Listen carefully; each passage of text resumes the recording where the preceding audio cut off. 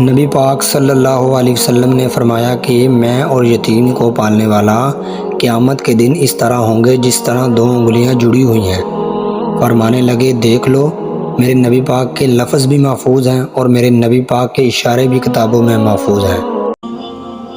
اگر ساری دنیا مل کے تیرا نفع کرنا چاہے تو کر نہیں سکتی جب تک رب کریم کی رضا نہ ہو، اور ساری دنیا مل کے تیرا کچھ بگاڑنا چاہے تو عبداللہ بگاڑ نہیں سکتی جب تک رب کریم کی رضا حکمت کا تقاضا نہ ہو۔ میرے رسول پاک علیہ السلام نے فرمایا، عورتیں کثرت سے جہنم میں جائیں گی، کثرت سے۔ ایک صحابی رو پڑے، عرض کرنے لگے، یا رسول اللہ، ہماری مائیں بھی ہیں، ہماری بیٹیاں بھی ہیں، ہماری بہنیں بھی ہیں، تو حضور وہ جہنم میں جائیں گی؟ نبی پاک علیہ السلام نے فرمایا، ایک تو وہ عیب جوئی کرتی ہیں، غیبتیں کرتی ہیں، اور دوسرا اپنے رب کا شکر ادا نہیں کرتی، اور فرمایا تیسرا اپنے خاوند کا بھی شکریہ ادا نہیں کرتی، بات بات پہ ناشکری کرتی ہیں، بات بات پہ ناشکری کرتی ہیں، اس سبب وہ جہنم میں جائیں گی۔ میرے پاس کوئی بھی ایسا عمل نہیں ہے جو تیرے انصاف کے ترازو پہ پورا اتر سکے۔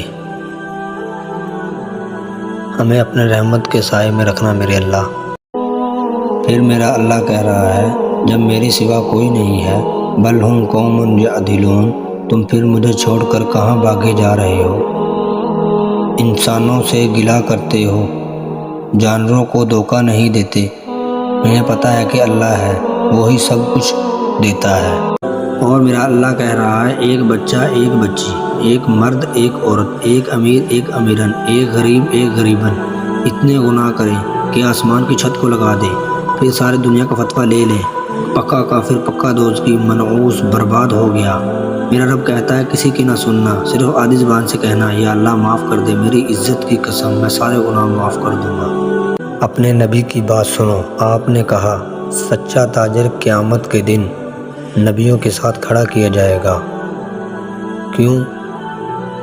ہر موقع پر جھوٹ بولا جا سکتا ہے، منافع کمایا جا سکتا ہے، دھوکہ دیا جا سکتا ہے، فراڈ کیا جا سکتا ہے، پر وہ اس سے بچتا ہے، نہ اپنوں کو دھوکہ دیتا ہے اور نہ غیروں کو دیتا ہے۔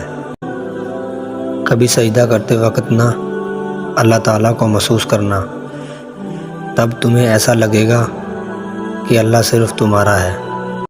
دیکھیے، جب اللہ روٹھتا ہے، ناراض ہوتا ہے تو آکسیجن روک دی نہیں جاتی، کھانے روک دیے نہیں جاتے۔ جب اللہ کسی سے ناراض ہوتا ہے تو ہدایت روک دیتا ہے۔ جب اللہ کسی سے ناراض ہوتا ہے تو من اجڑ جاتا ہے۔ جب اللہ کسی سے ناراض ہوتا ہے تو سجدوں کی توفیق نہیں ملتی۔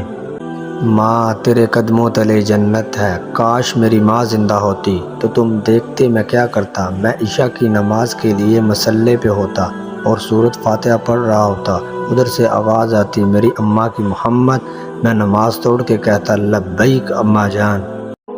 مایوس تو نہیں بیٹھے ہو؟ پھر بھی دل میں امید رکھے۔ ٹھیک ہے، تکلیف کا وقت ہے، پر قرآن کہتا ہے، فَإِنَّ مَعَ الْعُسْرِ يُسْرًا، فَإِنَّ مَعَ الْيُسْرِ يُسْرًا۔ بے شک تنگی کے بعد خوشادگی ہے، بے شک تکلیف کے بعد راحت ہے۔